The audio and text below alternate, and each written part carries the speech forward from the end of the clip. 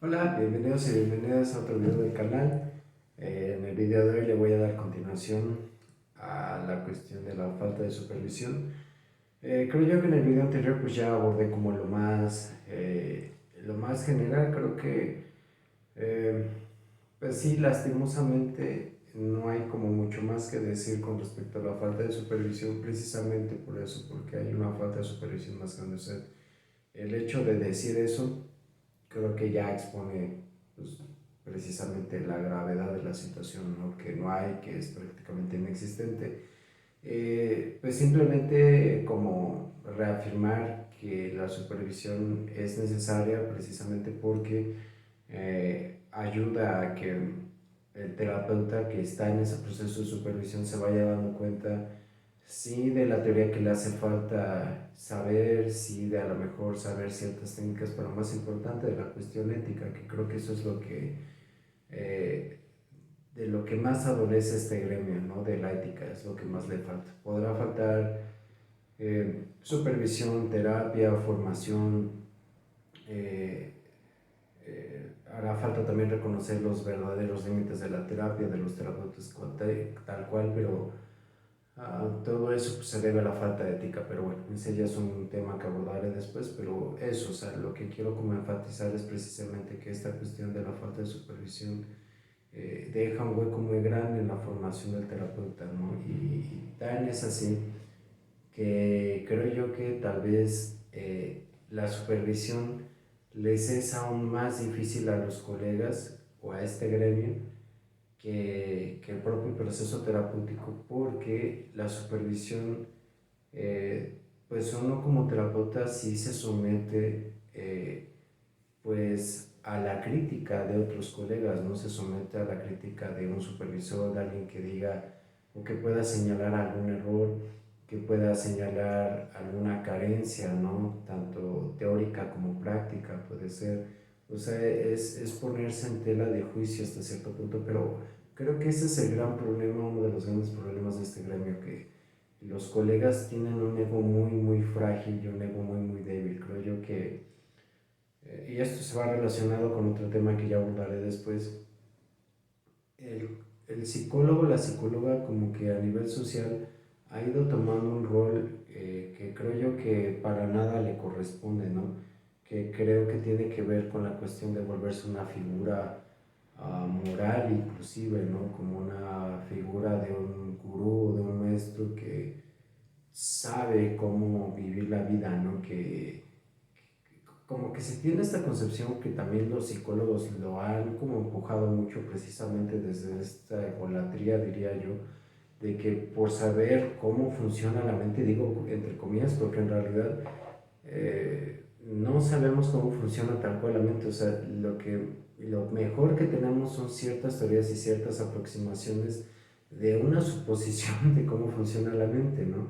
Eh, Creo también yo que eso es lo más difícil de este oficio y de esta carrera tal cual, de este proceso formativo que uno lleva, darse cuenta que en realidad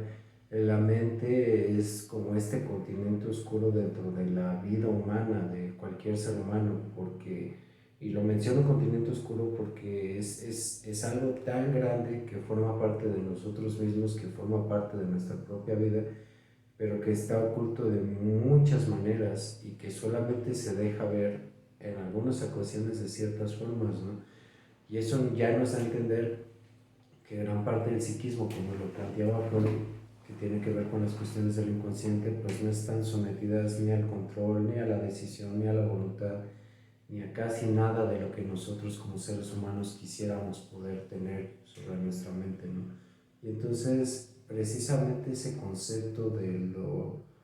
inalcanzable, de lo incontrolable, de lo que no se puede domar, de lo indomable, vaya, del aparato psíquico, creo que genera mucho miedo, ¿no? Y entonces yo creo que por eso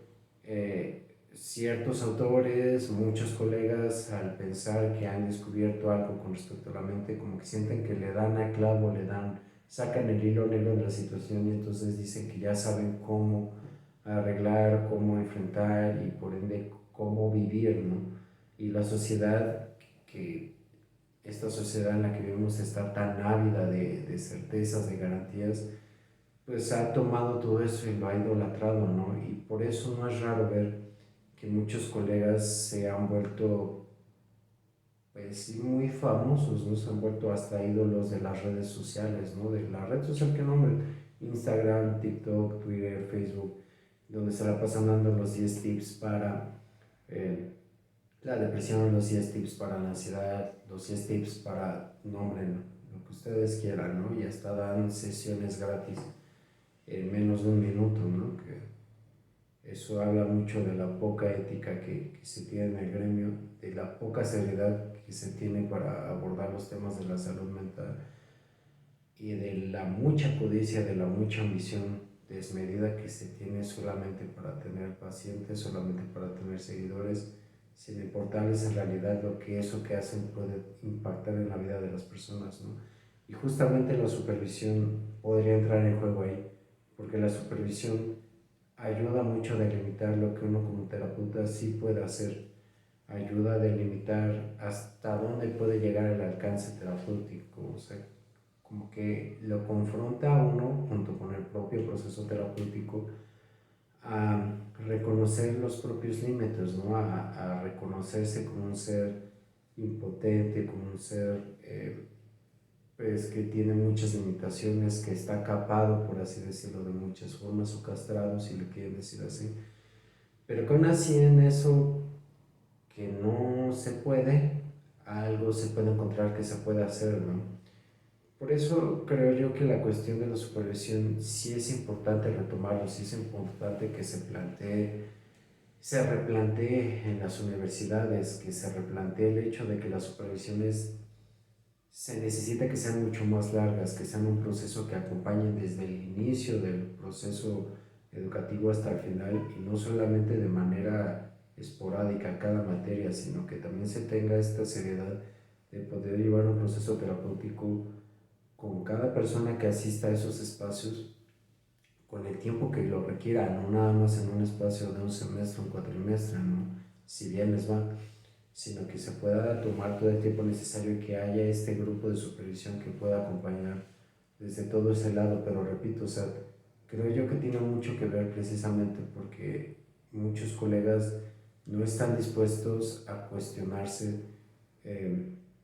cómo llevan a cabo sus prácticas, no si está bien o está mal, porque no es una cuestión de juzgar desde lo moral, sino más bien es una cuestión de poner en tela de juicio para reconocer si lo que se está haciendo es lo mejor para el paciente y por ende también para el terapeuta, porque uno también expone mucho de sí mismo como terapeuta y también es necesario reconocer hasta dónde sí se puede, ¿no? También es importante cuidarse a uno mismo dentro de esta profesión, dentro de este oficio. Y entonces, como decía, tiene mucho que ver con el aspecto de poder admitir esas cosas de las que uno está carente o de las que uno pues va a fallar o también se va a equivocar porque también lo confronta uno precisamente con esa parte que se equivoca, ¿no? Pero repito, es algo que creo yo que el gremio no tolera porque desde la formación educativa como decía, muchos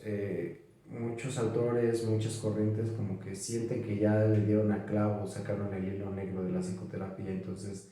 no admiten como cuestionamientos y dudas, ¿no? Son muy pocas las corrientes que permiten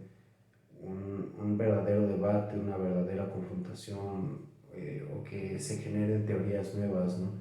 Entonces, eh, para ya no ser redundante, creo yo que la falta de supervisión, que es enorme en la psicoterapia, es proporcional al ego tan inflado, tan grande y tan frágil que tiene el gremio, que tienen los psicólogos de reconocer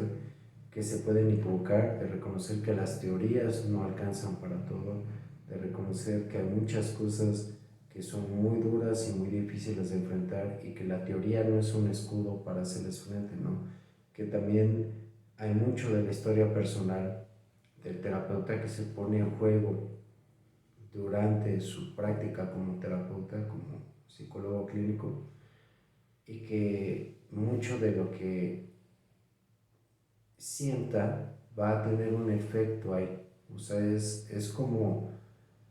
poner en tela de duda mucho de lo que se nos ha enseñado de lo que es la psicoterapia moderna, por así decirlo, que yo creo que va mucho de la mano de este divorcio que se ha hecho de la filosofía y de este matrimonio que se ha hecho como de la medicina desde el sentido de de la ciencia dura, ¿no? De todo que sea medible, que todo sea tangible, que todo sea práctico, que se pueda reproducir en masa prácticamente. O sea, ese es un grave problema porque todo esto que acabo de plantear implica una gran incertidumbre, ¿no? Y repito, o sea, mucho de lo que nos mueve a nosotros como psicólogos pues tiene que ver con nuestro propio dolor y también de nuestra condición humana, ¿no? Que tiene que ver con todo lo que hemos vivido, pero también con esta capacidad o incapacidad, dependiendo de cada quien, de hacerle frente a la incertidumbre que la vida conlleva a sí misma, ¿no? Eh, Habiendo dicho eso, creo que solo me queda ilustrar ciertos puntos, ¿no? El por qué estoy diciendo lo que digo con respecto a la supervisión. Eh, Ya lo mencioné en el video anterior, yo he intentado hacer varios grupos de supervisión, todos han fallado, ninguno se ha podido sostener. Inclusive hay grupos que duraron solamente 2 o 3 sesiones y que terminaron justamente cuando los colegas que estaban en ese grupo de supervisión se empezaron a cuestionar más allá de los libros. Eh, Recuerdo mucho un grupo donde eran 2 colegas que llegaban con esta actitud como si la supervisión fuera clase, o sea, llegaban con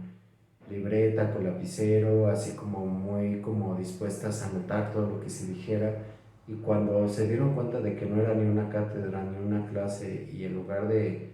darles como todo este choro de lo que era la ansiedad, porque eso es lo que querían supervisar, cuando se les cuestionó, se les preguntó que ellas cómo conceptualizaban la ansiedad, no dijeron nada, incluso se molestaron, así como de, ¿cómo es posible que me preguntes eso, no? Pues si yo vengo a supervisar. No llegaron a la segunda sesión.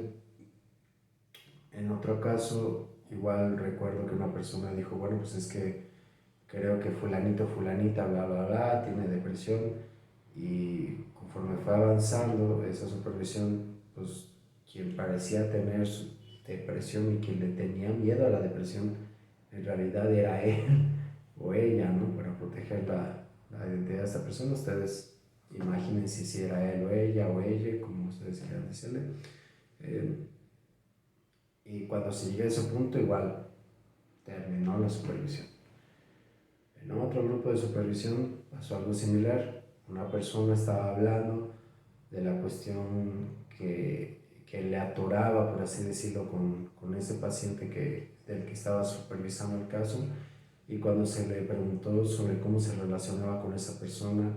y empezó a contestar y se le empezó a ahondar en su historia de vida, otra persona del mismo grupo dijo, no, si le vas a preguntar sobre su historia, pídele permiso. Y es como, eh, pero es supervisión, o sea, no, obviamente no es terapia, no es un proceso terapéutico, pero la supervisión no se aleja de tocar temas personales, al contrario, es necesario hacerlos, no es necesario ocultarlos, no es que se vayan a elaborar a la profundidad que se hace en un proceso terapéutico, pero sí es importante resaltarlos porque eh, esto también tiene mucho que ver con las cuestiones que mencionaba antes de saberse o no saberse capaz o incapaz de muchas cosas. Cuando uno está en un proceso terapéutico como terapeuta, o sea, cuando uno está de este lado de la psicoterapia ejerciendo, siendo el terapeuta, siendo el psicólogo, la psicóloga clínica, como que se tiene esta idea de que, y existe este pésimo chiste de, eres psicólogo, ¿verdad? Me estás leyendo la mente, es como, no, pero se tiene como esta concepción de que porque uno entiende cómo funciona la mente, como que se la sabe de todas, todas y puede cachar todo, y La realidad es que no es así, estamos muy lejos de eso, o sea, los psicólogos tenemos muchísimos puntos ciegos y, por ejemplo, una sesión donde a lo mejor yo escucho algo y entonces empiezo a abordar ciertas situaciones que el paciente plantea, sé que va a ser muy distinto a cómo lo aborda a otro colega, precisamente porque él puede escuchar otras cosas distintas dependiendo de su formación, su historia, bla, bla, bla. Y entonces ninguna sesión va a ser igual, pero lo que quiero llegar con esto es que ninguno de los dos va a poder abarcar todo en una sesión, precisamente porque cada uno es distinto, cada uno tiene sus limitaciones y cada proceso es muy subjetivo, es algo que se va construyendo con cada persona. Y entonces, habiendo dicho esto, por eso es necesario que muchos procesos terapéuticos lleven más tiempo del que a veces se quiere. O sea, a veces es muy peligroso andar llevando procesos terapéuticos de 8 o 10 sesiones, porque en ese tiempo es muy difícil poder abordar en profundidad algo que necesita ser abordado con profundidad. Y a lo que quiero llegar con todo esto es que también, como personas que somos los terapeutas, hay muchas cosas que se nos van, hay muchas cosas que no escuchamos. Y también es cierto que muchas personas mienten, o sea, muchas personas necesitan llegar a cierto grado de confianza con el terapeuta para poder decir lo que en realidad vivieron, lo que en realidad piensan, lo que en realidad sienten. Y a veces uno como terapeuta no se da cuenta de que le están mintiendo, o sea, uno pues avienta en este salto de confianza creyendo que le están diciendo lo que le viene a la mente a la persona, pero a veces no es así y en realidad no lo podemos saber, ¿no? O sea, a lo que quiero llegar con esto es que aun cuando se tiene la concepción de que el psicólogo o la psicóloga sabe todo de la mente, la realidad, repito, como lo dije iniciando este video, no sabemos mucho en realidad, sabemos muy poco, tenemos teorías que nos dejan hacer suposiciones y ya en el proceso terapéutico nosotros vamos como confirmando nuestras suposiciones, como en un trabajo de investigación, nuestra hipótesis es que pasa esto por esto, pues ya se verá y si no es así, hacemos una nueva hipótesis y entonces es una cuestión de hacer hipótesis, investigar, preguntar, checar si es así, si es así, pues ver qué se puede hacer al respecto. Si no es así, regresar y entonces hacer todo este proceso cognitivo que muchas veces es desgastante, es fuerte, pero que es necesario. Y a lo que quiero llegar con todo esto es que precisamente como seres humanos que somos, muchas cosas no las podemos hacer, muchas cosas como terapeutas no las podemos lograr. Y este ejercicio de supervisión muchas veces ayuda a esta parte, ayuda a ver, ayuda a que el terapeuta en compañía de otros terapeutas empiece como a puntualizar ciertos aspectos, ¿no? que tienen que ver con eso, ¿no? Que tienen que ver con eso que no está bien y que, como decía, tiene que ver muchas veces con la propia historia de vida del terapeuta, con su formación terapéutica, pero muchos colegas no están dispuestos a eso, muchos colegas creen que todo lo puede, que todo lo sabe, como les decía en estos ejemplos, o sea, los colegas llegan, eh, casi casi es como que pues esto está pasando, como que dime qué hacer para que ya vaya y lo aplique y se acabe este proceso de supervisión. O sea, ese es el grave problema de la supervisión en la psicoterapia, o sea, que es proporcional a lo negado que está el gremio de cuestionarse, de reflexionar, de hacerse sus propias críticas y de no confundir la crítica con la destructividad, o sea, de no confundir la crítica con la censura, o sea, no es, muchos colegas como que confunden el hecho de que se les haga una crítica con respecto a su práctica con el hecho de que se les está censurando o se les está diciendo que ya dejen de hacerlo, ¿no? Que no va por ahí la cosa, o sea, hay muchos colegas que es eso, o sea, lo que necesitan es supervisión, lo que necesitan es poder cuestionarse para mejorar en su práctica, porque no es solamente cuestionarse por cuestionarse, es cuestionarse por el bienestar de nuestros pacientes. Eso es lo que a mí me llama mucho la atención de este gremio, que a muchos colegas se les olvida como la seriedad y la gravedad que puede llegar a tener un proceso terapéutico y que por querer hacer las cosas fáciles, sencillas, que no se les cuestione ni se les critique nada, acaban haciendo unos verdaderos destrozos con sus pacientes en todos los niveles. Pero bueno, Creo que acaba de quedar como un poco más claro el por qué la supervisión es necesaria, el por qué creo yo que, que está este hueco enorme en la supervisión. Y pues bueno, ojalá que eso permita para que ustedes reflexionen al respecto, ojalá que las universidades se replanteen esta situación, también nosotros como colegas, pues prestarnos a hacer grupos de supervisión que es necesario hacer. Eso también, bueno, palabras más, palabras menos, los colegas que yo tengo están para el carajo, pero bueno, si tienen quejas, si tienen dudas, si tienen comentarios, háganmelo saber y los espero en el próximo video. Hasta entonces.